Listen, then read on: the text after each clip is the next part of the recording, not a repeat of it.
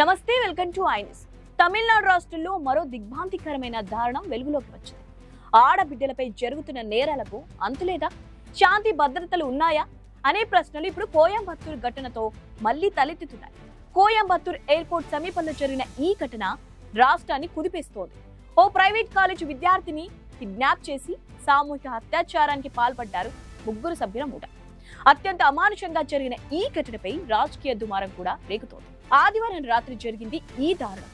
Coimbatore airport దగ్గర ఆ private college విద్యార్థిని తన ఫ్రెండ్ తో కారులో వెళ్తుండగా సడన్ గా ముగ్గురు సభ్యుల మూట ఎంట్రీ ఇచ్చింది. ఆ అమ్మాయిని కిడ్నాప్ చేసి వేరే ప్లేస్ లోకి తీసుకెళ్లి గ్యాంగ్ రేప్ కు తెగబట్టారు. పోలీసులు ఈ కేసును చాలా సీరియస్ గా తీసుకున్నారు.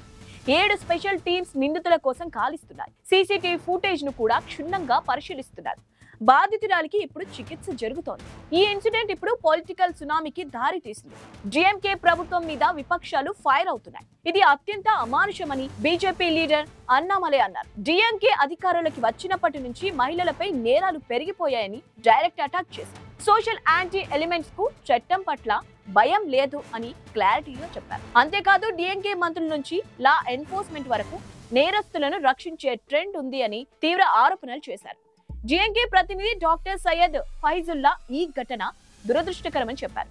క్రైమ్ కి పాల్పడిన వారిపై కఠిన చర్యలు తీసుకుంటామని, చట్టం తన పని తాను చేసుకుపోతుందని క్లారిటీ ఇచ్చారు.